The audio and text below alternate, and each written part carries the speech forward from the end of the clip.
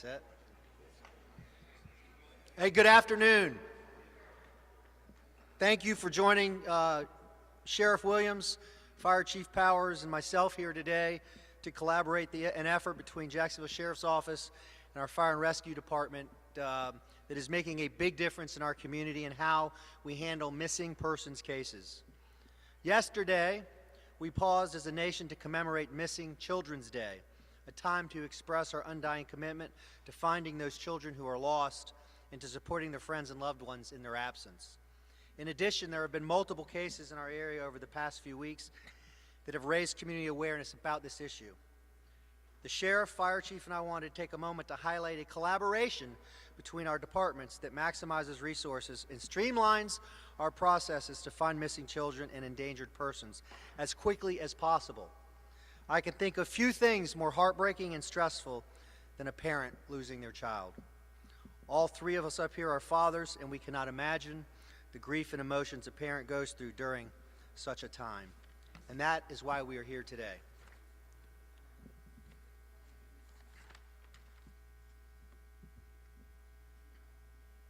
The professionals at JSO and JFRD have developed the Missing Endangered Persons Search and Rescue Program that combines resources from both departments to act as a force multiplier, leveraging personnel and equipment to find the missing as quickly and efficiently as possible. When initiated, public safety personnel are rapidly deployed to the last known location under a unified command structure, the same system we use to command other emergency responses, such as hurricanes and bomb threats.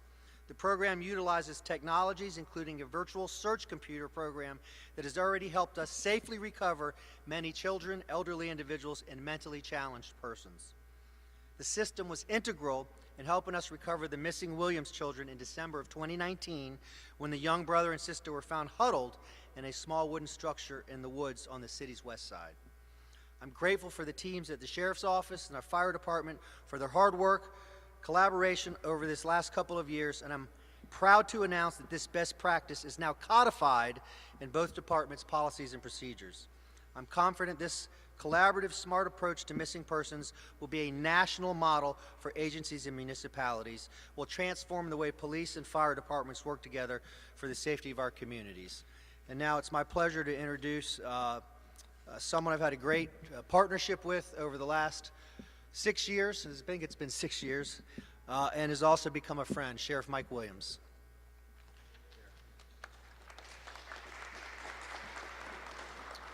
Great. Thank you, Mayor. So, as you know, so many of these cases around the country, and sometimes right here in Jacksonville, end in tragedy. And so as we begin to look at ways to get better in a lot of areas, this is one area that we clearly focused on.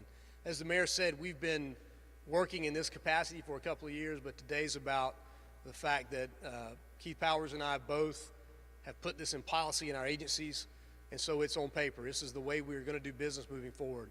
It's a great partnership. JFRD is a great public safety partner in this community, and we do a lot of things with them and couldn't be as successful as we are without them. So with that, again, I want to thank my team, thank Keith Powers, Chief Powers and his team for the hard work in putting this together.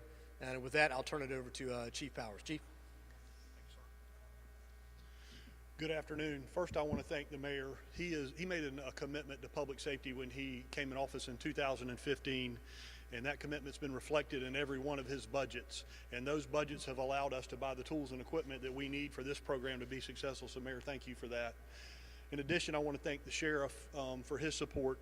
These type of public safety collaborations, they take a lot of personnel, and they take a large commitment of resources to make them successful, and the sheriff's been unwavering in that commitment.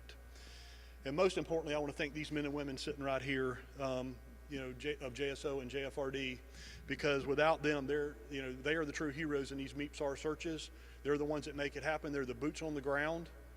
They're the ones that have actually come together and codified this into policy, help put that together, and they spend hours away from their families when we make one of these MEPSAR call-outs, helping find these children. And in the last, I think the number was of the last 15 of these MEPSAR call-outs that we've had, 13 of those have been successful outcomes, and that's you know, as a parent, as the mayor mentioned, as a parent, that is that's a big relief. You know, when that child or missing person gets brought home. So I just want to talk just a second about what JFRD's role in MeepSAR is. Obviously, missing persons cases belong to the sheriff's office. That's their responsibility, but we work side by side with them. And when a Phase 1 MeepSAR is called out, we have our Fire Communications Center that actually sends out a BOLO to all of our email accounts in the department, plus all of our mobile MDTs that dispatch our runs, so that every time there's a fire and rescue piece of apparatus on the street, they know what they're looking for in the area they're looking for, and they know what the description of the missing person is. In addition, we dispatch the company surrounding the last known area of where the missing person was at. We surround that area and we flood that area with apparatus just riding up and down the streets. And the 2 last week that were successful, that's when they were found early on, and that's the key to this, is getting out there early on and getting on the streets and finding them. And then of course we assigned a riding chief and our special operations chief to get there, and the special operations chief brings with him this new program that I want to talk about that we're using, and it's a virtual missing persons search program. And what it does is we put information, there's certain information that we enter into this program, and it basically tells us where to start looking for these missing people, depending on what, you know, whether it's a child or whether it's a challenged adult or you know, whatever that is. It tells us where to look. And the last few that we've had, those circles that it draws and says this is where you need to go, have been right where the person's been found. So the program's extremely important. That's one of those things that we were able to buy through the budget commitment from the mayor, and that's been extremely important in helping us. And then of course we put, you know, our command post, our standby rescue units, rehab units, drones. You know, our drones have FLIR technology that can see into woods and see at night, that helps us find these people. So it's been a great collaboration between the sheriff and ourselves. Also, JFRD has on duty at any given time. They have about 40 USAR team members that are on duty at any given time. These are the urban search and rescue specialists that have specialized training, and they're on duty 24 hours a day, 7 days a week. These folks are the ones that go out and when we get into Phase 2 and they put out the grid. We put out grid searches and they actually search the grid. So this MeepSAR program is a best practice that has now been codified in policy, as both of the mayor and the sheriff mentioned before me, and that's to make sure that when Sheriff Williams and myself are gone, that the folks behind us can use this program. But it's also important to have it in policy because we have agencies reaching out now to us from all over the state and the country wanting to see what we're doing. And obviously, you know, in public safety in Jacksonville, we've been at the forefront of that, you know, initiating policies like, you know, developing the rescue program or the hazmat teams in the fire service. And this is just another one of those programs that we're leading out front with. So with that, I'll turn it back over to the mayor and we'll take any questions you have. Well, thank you. We are all available for questions if you have any. All right. Thank you.